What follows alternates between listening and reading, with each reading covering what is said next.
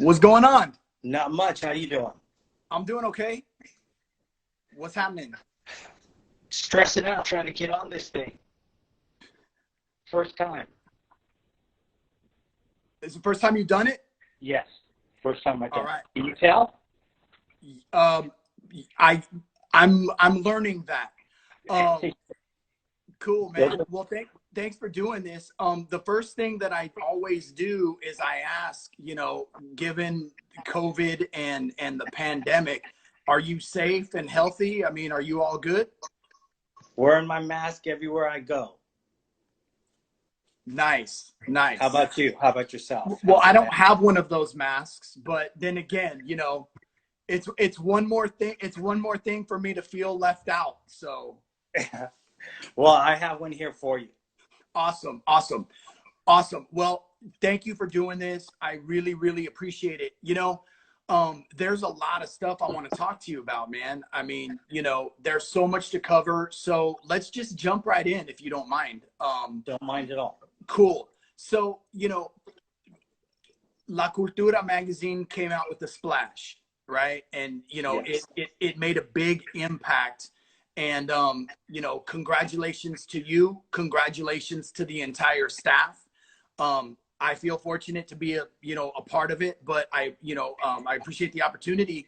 And it's great that the magazine has been so well received. But let's roll it back a little bit. First of all, there's Joe Estrada, the publisher, right? Yes. But I want to talk about Joe Estrada, the lowrider. Yeah. Well, that's lowriding is where I started with. Well, let's talk about that. Always had an Impala. It wasn't until later on that I got a bomb, it was before Bombs magazine, but I was rolling a 51 fastback. I started to get into bombs later on in the years, but earlier on I had a 70 Impala, I had a 69, a 68, which I still have. That's one of the only ones I kept was a 68 Super Sport convertible. And it's in pieces. It's been in pieces for a while. It hasn't been a priority due to the magazines, because before La Cultura, it was Bombs magazine. And that was my passion then. It still is, actually. And that's something that I hope to have out soon. A lot of stories to write. I was left with a lot of great photos from a lot of great photographers, but I didn't get any stories or any type of write-up. So it's hunting down a lot of the guys, and not, as you know from Bombs magazine, not everybody's just local. We have a lot of cars that are from other countries and other states. So that's what's holding up the next issue of Bombs magazine. Gotcha. But well, yeah. So are you a native of San Leandro? Yes, I am. So yes. You're born and raised in San Leandro, California. Yes. Right on. And so what is your earliest memory of lowriding? How far back does it go for you? It goes back back to the 70s, kind of dating myself, but back into the 70s, back when Lowrider magazine came out and the scene really hit out here. Walking to school in the mornings or coming home afterwards, I'd see different cars from nightlife, because in my neighborhood that club was pretty big in this area, and I'd see a lot of those cars all done up and candy paint jobs and patterns and stuff, and seeing that, I always wanted one, so I started with the lowrider bike. I had that in junior high, and then eventually graduated to cars. And what was your first car? Your first lowrider build, the very first one? My first car was a 77 Monte Carlo. Mm-hmm. And I had that for a few years, and then ended up selling it, starting a family. Cars went on hold. Then I came back. I started up again with a 70 Impala. Not a lot of people had them back then, and I thought they were cool looking. And I cruised that around for many years until I picked up the 68 convertible. And I think the 68 convertible is the one that you have in the movie Low Riding in Aslan. Yes, yes, it is. Okay. Yeah. So talk to us about that period, because that in that film that shows you as an active car club member and such. So Yeah, talk, back talk. then I was the president of Low Vintage Car Club. I was the president for about 10 years. And we had a chapter in San Francisco and then one in the Bay Area. And I kind of just ran both of them because one guy stepped out, and we're a really tight club. So it worked. And we always hit up all the street low shows, all the street low, any car club like Frisco's Finest or Low Creations. On the other side of the bay, we'd hit their show at Coyote Point over at the park over there. But street low was the shows to go to back then, and still are. They do good shows. But lowrider, they had them every once in a while. I went to those, but mostly local stuff. Punch, what was it? Punch 84. I believe he used to do shows out by Modesto. I remember going out to those. But we hit up everything: Stockton, Salinas, Fresno. Anywhere there was a show, we went. Nice. So super active in the scene and Yeah. really just, just taking it wherever that current was going to take you that weekend. Yes. Kind of Nice. like now, covering car shows, but before I was in them. Now Yeah. I get to walk around and take pictures, but now it's mostly it's a lot different, but kind of the same. So then, family first, the cars take, the cars are sidelined because of family priorities. Yes, And it then, kind of took a back and then, seat. I'm sorry, go ahead. The car scene took a back seat for a while, because it was all about Little League, taking them to baseball games and doing the parades and going to the pizza place afterwards. And that took up all the weekends. So it was really hard to have a car or commit to being in a club anymore, or, participating when you have younger kids. Right. But then as they got older, and didn't want to play baseball and hang out with their friends, it gave me time to get back into the car scene and never left. So when did you start taking pictures? I've been taking photos since I was a kid. My dad used to take me to the Oakland Roadster show every year for my birthday. And I always had a camera, always took photos, especially the lowriders. That was my thing, always has been. And took a lot of photos. And then as the years gone on, I just bought better cameras. And then I got the opportunity to work for Bombs Magazine and got to get my photos published. It was great. Steven was a great guy and really good at giving me an opportunity. If it wasn't for him, I wouldn't have a magazine today. So when you started, so how did that come about? How is it that you came about having involvement with him and Bombs Magazine? Well, I knew Steven before, when he was just selling magazines. He'd sell old back issues of Lowrider magazine and Technicolor magazine, and we just talk.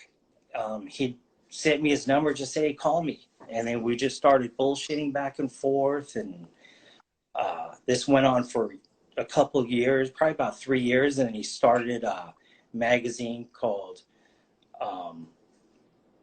American Bombs, him and Marco. One side was Impala's magazine, the other side was Steven's. And he was he was the editor of the bomb half of the magazine. And we still continue to be friends and talk and stuff. And he said he wanted to branch out on his own. And if I'd be interested in helping him taking care of Northern California. And I said, yeah, I will. And that's how I got started. And it just took off from there. And when you say, and it took off from there, I mean, talk about that. Like, talk about the momentum that was built with that magazine. Oh man, that magazine, nobody represented bombs. You'd always see, a couple here and there in other magazines, but nobody just dedicated a magazine to bombs like Steven did. And he was a bomb guy for years. I mean, his dad was into bombs and car clubs, and Steven was also. He was out here with Mike Pickle. They started Duke's chapter out in San Jose. Um, so he was, he had a vision of doing something to represent just them. And when he did it, he went worldwide with it. He said, this thing's going to take off like a rocket. That's what he always told me. And it did. It did. I mean, it caught on to the amount of people in other countries when I get the opportunity to go there, like Australia and New Zealand and Japan. The love they have for bombs and lowriding is amazing. I never thought I'd go to Australia and see as many cars as I did, or New Zealand, and see a 48 with sacks of cement in the trunk to lower it. I mean, it was just cool, and everybody knew the magazine out there. They treated me great, picked me up at the hotel, took us on cruises. It was Bombs magazine did go worldwide, and Steven took it there. One thing, and you and I have talked about this offline several times, one thing that always drew me to Bombs magazine was how classy everything was presented. There was an intentionality about how that magazine was put together that was just pure class. I mean, clearly it had a design formula, it had a look, it had a very distinctive presence in the publication scene. And my appreciation for that magazine is how well it was presented visually, from the photo shoots to the choice of cars themselves to the models, always done with 100% class. And that's what I loved about Bombs magazine. That's what I still love about Bombs magazine. Yeah, and I miss those days hanging out with Steven at the apartment. Every photo, he would go through hundreds of photos, not just a couple, and it had to be the right photo, the right pose with the model. The magazine had a certain flow to it. Ads just weren't laid out wherever they fit in. Everything fit in because he made it that way. He made the flow of that magazine from the first page to the last. None of it was just slapped together ever. Every photo was thought out, and how ads would be placed, and car shows and cars and everything. It was just, he was a great editor, with a great vision. Nice. What would you say you learned? What was your biggest takeaway from working with him? What was the one nugget of gold that he gave you that you didn't have before you signed on with the magazine? There's so much, so much that I had no. I just read a lot of magazines before I was given an opportunity to work for the magazine. But it was kind of like the way I'd say the biggest help was him telling me how a magazine should flow, and why does it get laid out the way it is? Why is that ad here? Why is that ad there? He showed me why, told me why, his reasons why, and all that. If I soaked up all the information, all the stories, everything he would tell me, I really enjoy that time, listening to him, learning, not because I wanted to do my own magazine, just because I appreciate what he's taken the time to teach me.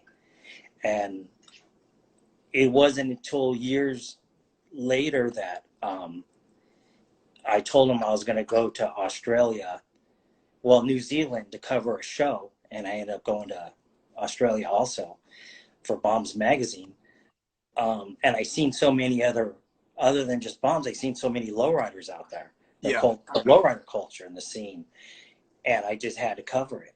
I said, and then I went to Japan, and Again, a lot of lowriders out there that with amazing paint jobs, amazing work and time they put into these cars. I thought maybe one day I'll do my own magazine and show everybody that doesn't get an opportunity to see these cars, you know, except maybe on Instagram, put them in a magazine and get them out there for the people and let them see it, what's going Well, on the other side of the world. and I think that that's a good transition into talking about La Cultura. You know, the first issue, and you know, full disclosure, Joe and I worked together on the magazine, and so you know, I think that when you look at the cover of the magazine and you have all of the countries listed, right? It's deliberately an international and actual global coverage of lowrider culture and car culture, you know. And I think that that is what really sets it aside from any other magazine. I mean, like right out of the gate, it's very clear of what the intent of the magazine is. And and the conversations that I've had with people have been one of thanks. And I'm sure anybody on the staff could say this, right? So talk about how well, or just talk about in general, how the magazine has been received by people. It's being conceived very well and very worldwide. I mean, I've been sending them to Finland, um, you know, of course, Japan and Australia, New Zealand, places that we covered, but it's the other places and the other states that we haven't featured: Washington, Chicago, Texas. You know, I'm so many magazines that we get shipped out to other countries and other states that I didn't expect to get that type of feedback, because I thought it'd mostly go to just people, you know, cities that we featured or countries that we featured, but it, you know, people are liking it all over, and that just makes me want to go to more states and countries and go see them. Our next trip was supposed to be London this month, but because of the coronavirus, that trip was postponed, because they've been sending me photos of what's going on out there, the car scene, the lowrider scene out there, and not as many bombs, but still, I wanted to represent them and show everybody what's happening out there. Mm-hmm. And hopefully that's a trip we can make. Another place it's been really well received and is Japan, and they've really taken us in and helped us out. And I have a photographer out there, but now I have a whole like brother magazine. It's called One Low Magazine. Right. I don't know if anyone could see this magazine. One Low. They have a new issue coming out in June, and what they do for us and we do for them is they take pictures, we feature their photographer and the photos in our magazine, and they do the same. So in the next issue, our photographer Pizza that does photos for us, he's in the next issue in June, and there'll be a little write-up and pictures of him and photos he's done, as well as his photo shoot and the story on the car. So this magazine has been very supportive, and we're also very supportive of them. The guys out there are great. I can't thank Japan enough. Amazing. I mean, they're just, it's so incredible, man. I mean, when I was out there, I could not believe how much love they show. I mean, it's just so amazing. I mean, you know, strangers on the street, no, people not even connected to anything having to do with cars or low riding, just being so willing to, you know, help you find directions or whatever, or, you know, give advice to places, whatever. Really amazing culture. But I wanted to ask you about, you know, we're in the digital age, and we've been in the digital age, and, you know, here you are committed to print media in a time when Lowrider Magazine stepped away from print media and deciding to just go digital. Why don't you, what does that mean to you? I mean, talk about that in terms of your commitment to sticking with a print publication. I still think car people love print. I mean, you get your car, you build a car, you're proud of it, you want to show it off, and to get it in a magazine, I think is probably the best thing. I mean, you could get it on Instagram or somebody's internet page, especially Instagram, you'll see it. And if you scroll past it or forget and go back to look for it, unless you remember the person's name or where you've seen it, you've lost it in seconds. Or this you could always have, and you could, you know, when in our magazine we try to take pictures of the builder's, you know, family, him and his kid, father, son, father, daughter, whatever. And that's a memory that you could pass down. You can't pass down a digital print. You can't pass down, I mean, Instagram pictures and stuff like that. I mean, not that I'm against Instagram. You know, I think all that stuff's great, and a lot of magazines are headed that way, but I still feel that print is still, a lot of people are still into print. You'd be surprised if you go to Los Angeles, when I was dealing with Bombs Magazine, how many people aren't into digital, aren't into cell phones, don't have computers, don't have cell phones, none of that. They're not on Instagram. They're not on Facebook. They still have home phones. You call them up and talk to them direct. And that's just, they haven't changed. And I guess I haven't either. I'm still down with the print. Yeah, I think that that's an important point because, you know, like I've been spending my early mornings over coffee just pouring through, like, you know, the first 5 years of Lowrider Magazine, you know, Yes. and there's nothing like, you know, opening that magazine and actually holding it, that smell of that old musty smell that they have, you know, and really just, you know, connecting with a magazine on that level is something that you don't get when you're looking at a screen and scrolling, Right. You or know, on Pinterest, or, you know, a Google image search. It's just not the same. yeah, it's not. I mean, you could look at a photo shoot and really study and look at what that guy did with his car, and before and after pictures and stuff you're never going to see, you know, on a phone as you're having coffee, as if you're sitting down with a magazine like you do and going through it.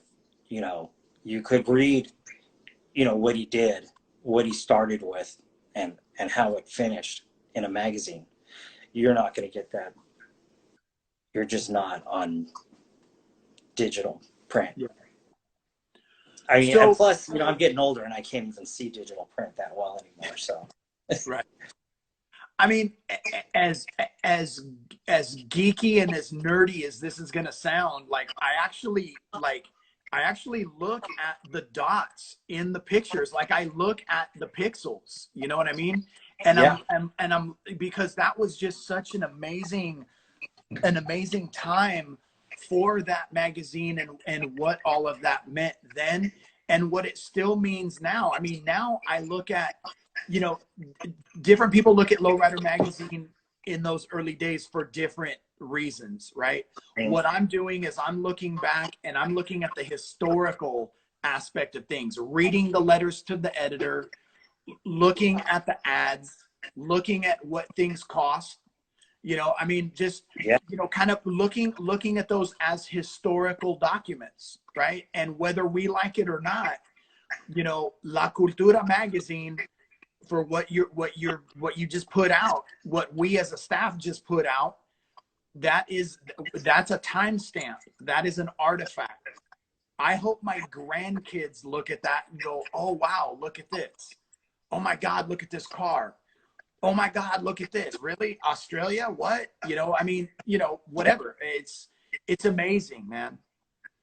It is, and it's amazing to go back and look at the style and the paint jobs they did back in the 70s and the first issues of Lowrider. Um, Sometimes you look at them and go, what was that guy thinking? You know, a unicorn on the side of his car, the mural. But some of the stuff is what you see now. I mean, there's some guys that were just thinking ahead, and then you see cars that, you know, that people do old school, and then you kind of see where they got those ideas and where that came from, or Yeah. where it's started. And yeah, it's magazines are history, like you said, they're history. So what did you learn as publisher, editor in chief? What did you learn putting out the first issue of La Cultura? And how will that translate to the future, to the second issue? Um, the first issue, it was a lot of late nights, a lot of working in front of the computer till, you know, sometimes midnight, and then starting work at 6 in the morning for my regular job. And, you know, it seemed like it was a lot of work, but, you know, now that the next issue's almost ready, I miss those late nights. It was fun. It was fun having different people come over and hang out, different people from the staff um, come over and hang out with me, choose photos, look through stuff. Even you were there a couple nights. It was fun. And, you know, I don't know that I'm going to do much different, because I'm looking forward to hanging out again with Yeah. everybody. So um, I'm just hoping to see some shows, you know, something. We have enough for the next issue, just no shows to sell them or to take them out to. But um, I hope this virus ends and we can get back to having some good times, some beers and car shows and barbecue and everything else. So somebody asked earlier when the next issue is coming out. Do you have a timeline on that? Do you have a tentative release date, or is it too early to tell? It right now it's too early, because the place that does our magazine isn't even doing business at the moment. They're closed. And when I talked to him last, he said, "Hey, hang on to everything. Take care of yourself. Take care of your family. I'll talk to you next year." And I thought, no way. It's not going to be that long. This isn't going to. It's going to be a month or two, and this is going to be over with. Car show season will happen as normal, and it, as you can see, it's haven't had a show yet. Um, so I don't know. I'm not. I can't say when the next issue's coming out, but it's not far from complete. Okay. So hurry up and wait. Pretty much hurry up and wait. Hurry Nice. up and wait. Yeah. Well, but that's cool, man, because I think that the temptation would be to be impatient, to rush to get another one out. You know, I mean that Yeah. certainly, and especially look, there's always content to be produced. I mean, you could take. I mean, you have a an archive of photographs, right? Mm-hmm.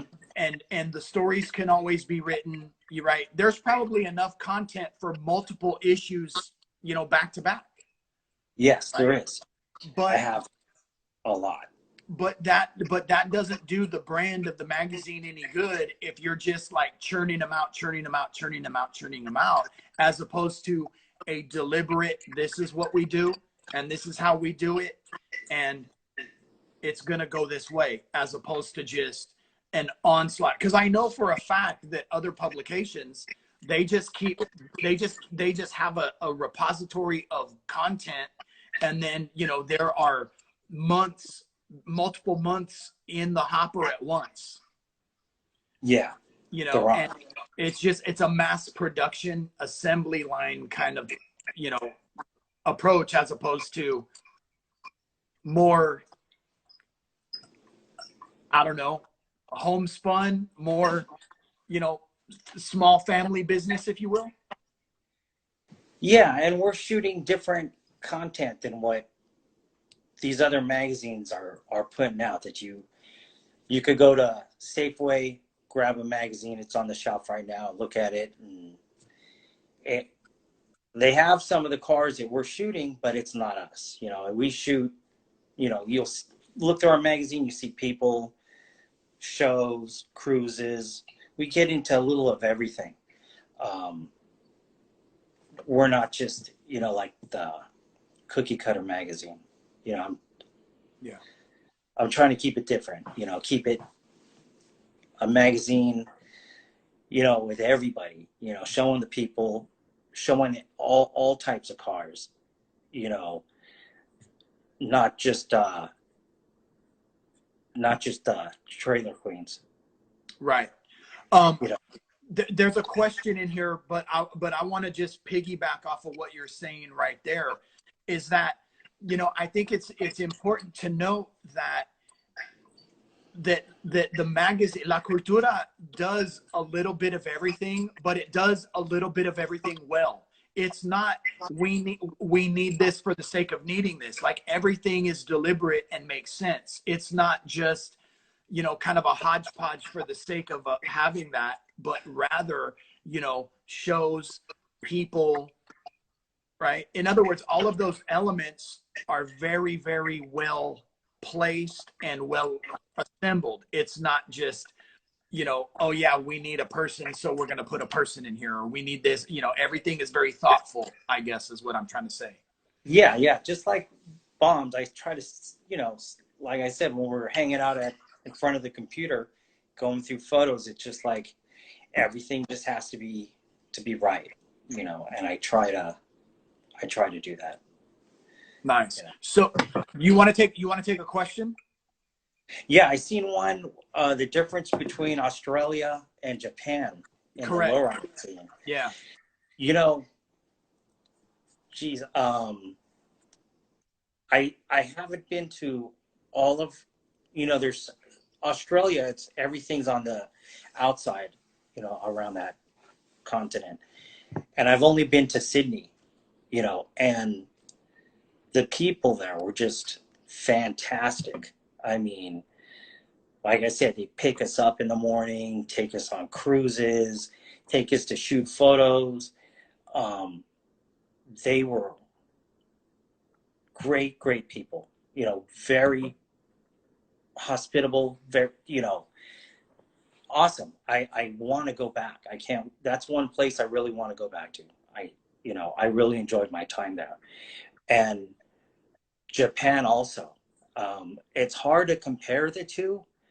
Um, I think Japan has, you know, they used to have their cars built out in Los Angeles and shipped over to Japan.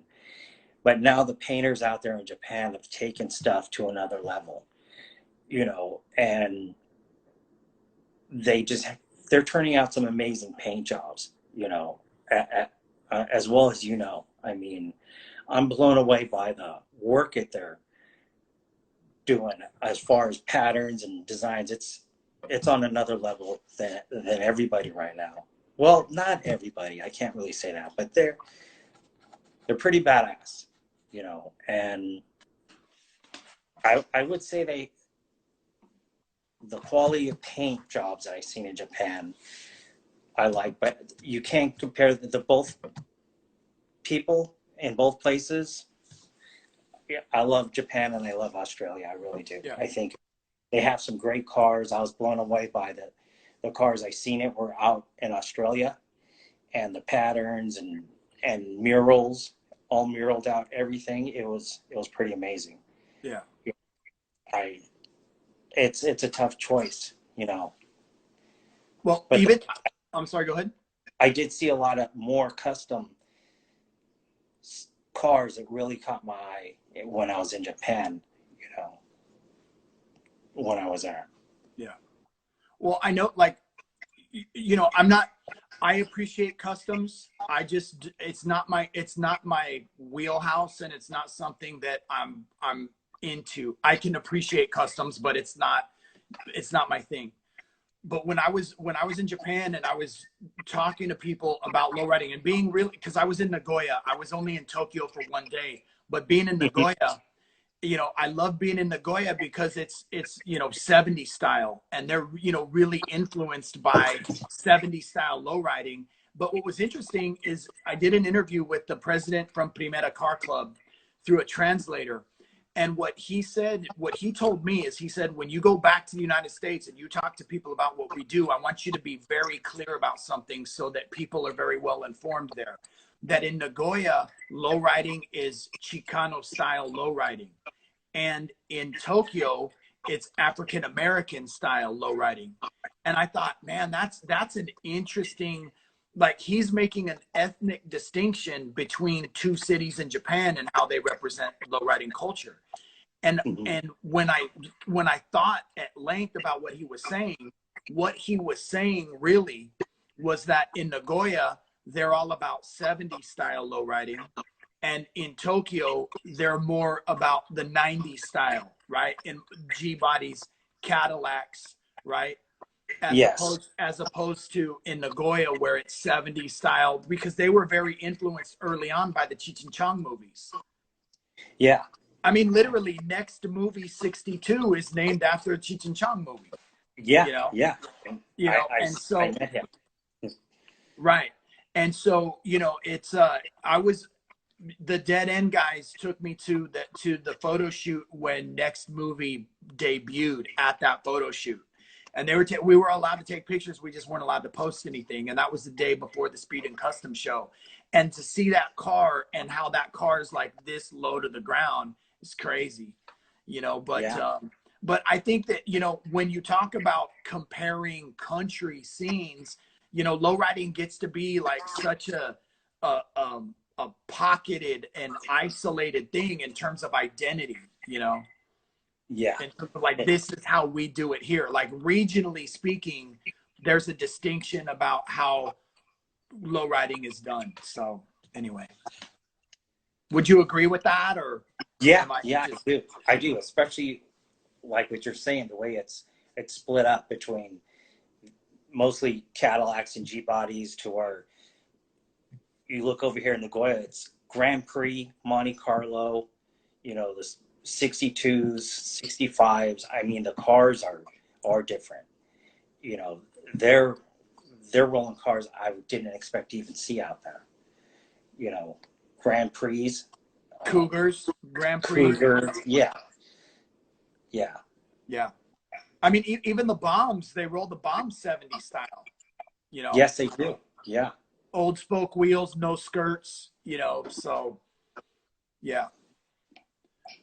What I would love for you to take me to Australia so I could answer that question. I'm just Yeah, saying. let's go. I'm just saying. Yeah. I'm just saying. Yeah, I want to go back. By the way, Jesus Espinoza from Dead End is in here, and I saw Diego was in here earlier. Did you have a chance to check out the Dead End times on YouTube today? No, I didn't. I seen it posted up yesterday when they're at the gas station, Yeah. filling up the wagon and everything. Awesome guys. If you're Yeah. still on here, what's up? Yeah. Check it out if you get a chance, man. They put together something really nice, and I look forward to seeing that thing take off and get traction. So, for sure. Oh, yeah. Everything Yeah, they do is really nice. for sure. For sure. So what is the future of La Cultura magazine? Where Well, would you, I mean, we have the starting point. Where do you want to see it go?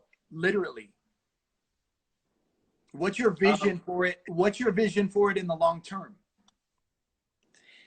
I haven't really thought too far ahead. I would like to eventually get into doing mailing these out, doing a subscription and cover more of the world.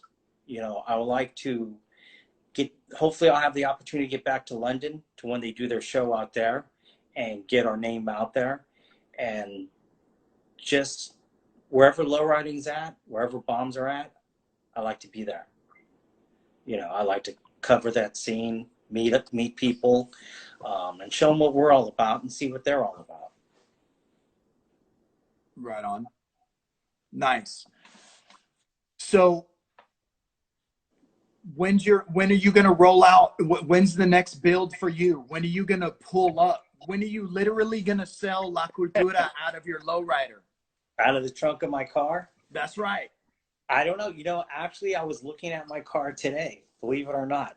This morning I got up and went and looked at it, and I thought, when am I going to get this damn car back on the road?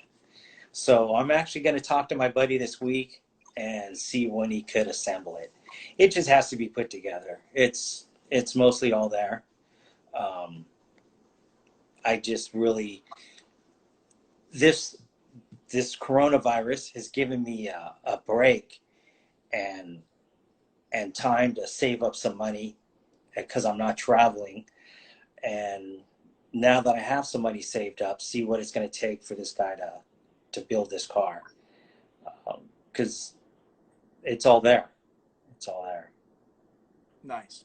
Nice. Yeah. We look forward to seeing you in that, man. Yeah, yeah. I'm gonna have to pick up my other partner in crime and Steven with Bomb Art, pick him up and go do some shows. I think I have enough room for you and Maria and Denise. So if you guys want to go, and maybe Mike, if I could get him away from his wife, we'll go out and hit some shows this year or We next can year. I think we it's going to be next year. we can caravan because I've got the 48 behind me. So We'll throw some people in your car then. right on, right on. Yeah, I've got my Gypsy Rose flag from my behind me. So I see that. That yeah, caught man. my eye immediately. I like Yeah, that. for sure, man. I always got to pay tribute. You know, I always say that Gypsy Rose is the Muhammad Ali of lowriding, greatest of all Yes, time, it greatest of is. all time, It is. for And sure. that's a great Mike Pickle drawing of that car. He did a really Absolutely, good job on that. Yeah. amazing work, amazing work. Well, Yeah. so I would take it that the show that you produce is on hold this year. It's like more than likely not going to happen. Right. Yeah. There's nothing I'm going to do this year. Um, Nothing for Bombs Magazine this year. I wanted to get back into the convention center, but I just had to put everything on hold. When I was looking at the convention center, I wasn't going to print yet. And then once I had everything together and I thought, magazine show, let's do a magazine. And that's what I did. Right on. I mean, it takes such a huge. I mean, the production. I don't think that people realize what it takes to put on a show of any size, scope, or scale. I mean, Yes. it's just such a huge production, regardless of how small or how large it is. It's just, I mean, it's a time. It's just a time vacuum and an energy. I mean, it's worth it in the end. Yes, it is. But um, getting it there and getting it done, especially with a small staff that we had for Bombs, um, it was crazy. It took a lot. It takes a lot out of you to do a show that big, of that magnitude. And it takes some great people. We had some really, really great people. Um, Timmy Hillard, Richard Ochoa, everybody that Stephen got, and it just came out, and Fidel and everyone. It spent hours and hours the day before, 2 days before. Um, his cousin Joe. It took so many people to make that show happen, and it wasn't a lot of people. It was just good people that we had to pull that off. And by the time it's over, you never want to do another one, and till next year, Right. then you're back at it. But Right.